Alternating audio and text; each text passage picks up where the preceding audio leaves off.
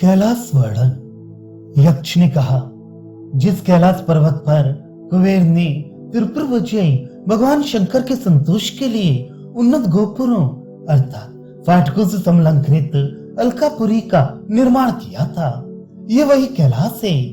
जो अपनी सीमा में संचरण करने वाले सूर्य नारायण को समय के पहले ही मानो अस्त सा बना देता है।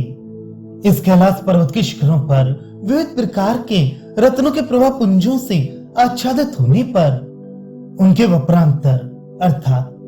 कगारों के बीच के स्थल भाग सुदृढ़ दीवार की शंका उत्पन्न करती हैं, किंतु बारंबार पवन का आगमन उस शंका को निवृत्त कर देता है।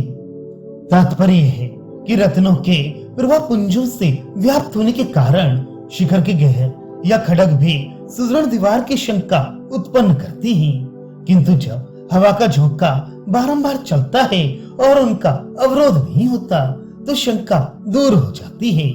क्योंकि यदि दीवार रहती तो हवा रुक जाती। इस कैलाश पर्वत पर नूतन घासों से व्याप्त प्रदेशों की मनोहर नूतन शोभा कभी दूर नहीं होती।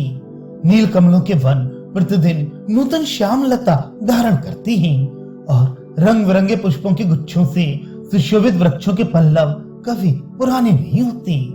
अर्थात यहाँ सभी वस्तुएं सदा नूतन बनी रहती हैं, किसी में पुरानेपन का भाव नहीं आता।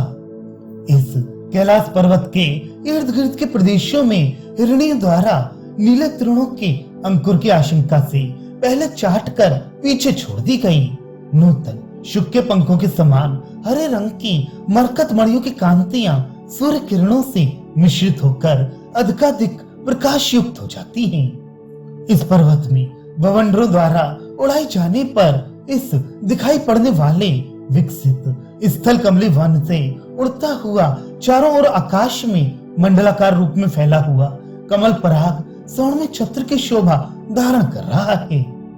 इस पर्वत में उषा काल के समान सुर नदी गंगा के तट पर लाक्षा अर्थात महावर के रंग से रंगे हुए बाह्य चरण की रेखा से चिन्हित तथा छोटी बड़ी विषम पथ पंक्तियों से युक्त परिक्रमा मार्ग संध्या वंदन आदि नियमों में लगे हुए उमा शंकर के अर्धनारीश्वर रूप का परिचय देता है। तात्पर्य है कि इस कैलाश पर्वत पर अत्यंत प्रातः काल में भगवान अर्धनारीश्वर उमा शंकर गंगा तट पर संध्या वंदन आदि करते हैं, जिससे उनके बाएं पैर तथा दाहिने पैर की छोटी बड़ी पद पंक्तियां यहाँ सुशोभित होती हैं। अर्धनारीश्वर रूप में पार्वती का पैर बायां होता है, जिसमें महावर लगे रहती हैं, और वे दाहिने पैर की अपेक्षा छोटा भी होता है, अर्थात शिव पार्वती का ये विहार स्थल है। संध्या वंदन आदि के क्षणों में भी वे परस्पर विरह सहन नहीं कर सकते। इस पर्वत पर चांदी की वित्तियों के किरण समूहों से बहुलता को प्राप्त एवं चंचल वृक्षों एवं लताओं के मध्य भागों से निकली हुई सूर्य के किरणों के दर्पण बिंब के समान मंडल बारंबार प्रस्फुटित होती हैं। श्वेत किरण समूह से व्याप्त शरीर सींगों से मिट्टी खरीदने की बपुर क्रीड़ा में मस्त होने के कारण अपने विशाल शरीर को समेटे हुई ब्रह्मथाधिपति शंकर का वाहन भूत नंदकेश्वर युवतियों के मन में चंद्रमा की भ्रांति उत्पन्न करते हुए उस पर्वत के शिखरों का आश्रय लेता है।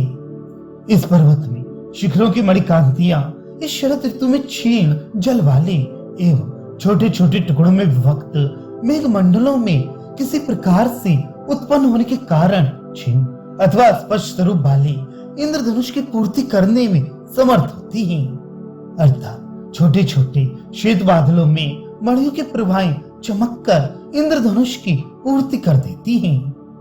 इस पर्वत में भगवान शंकर के बाल में स्थित चंद्रमा की कांति नूतन लता और वृक्षों के पल्लवों को सींचने वाली एवं अमृत बिंदु बरसाने वाली अपनी किरणों से सर्वदा कृष्ण पक्ष की रात्रियों में भी वन प्रदेशों को धवल बनाती रहती हैं। अन्य पर्वतों में ये नहीं है, ये तो इसकी ही विशेषता है।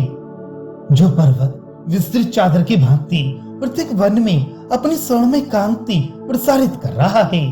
अनेक स्वर्णमय कंदराओं से युक्त नहीं। ये सामने दिखाई पड़ने वाला तुम्हारे पिता इंद्र का सबसे प्रिय पर्वत है, अर्थात तुम्हारी तपस्या का पुण्य स्थल इंद्रनील पर्वत अब वही सामने दिखाई पड़ रहा है, जिसकी स्वर्णमयी छाया चारों ओर के वन्य प्रदेशों पर सुनहरी चादर की भांति पड़ रही है।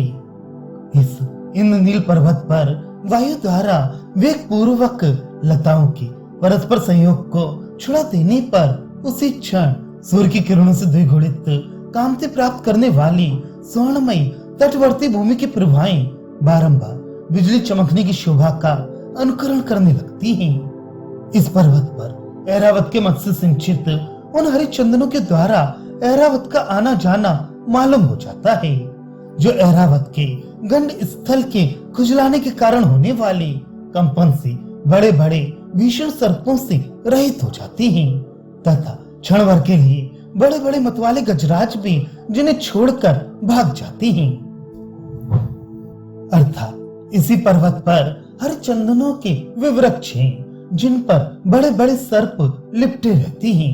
तथा जिनके बीच देवराज इंद्र का वाहन क्रीड़ा करता है। किंतु जब कभी ऐरावत अपने गंड स्थल को खुजलाने के लिए किसी हरी चंदन पर धक्का लगाता है, तब वे भीषण सर्प भाग जाती हैं, तथा ऐरावत के मध की विचित्र सुगंध से अन्य मतवाले गजराज भी भाग जाते हैं। इस पर्वत पर काले मेघ समूह की भांति सघन इंद्रनील मणियों की किरणों से सामना होने पर सूर्य की किरणों का तेज पुंज मलिन हो जाता है और कंदराएं प्रकाश से विलीन हो जाती हैं। उस समय ऐसा मालूम पड़ता है मानो सूर्य की कांति अंधकार से मिश्रित हो गई है। इस इंद्रनील पर्वत पर शांत स्वभाव होने पर भी असावधानी से रहित और क्षत्रिय धर्म में स्थित अर्थात शस्त्र ग्रहण कर महर्षि वेद व्यास के बताए हुए नियमों के अनुसार आप तपस्या करें, क्योंकि प्राय हितकारी उपायों के होते हुए भी बिना विघ्न बाधा के कल्याण की प्राप्ति असंभव होती है।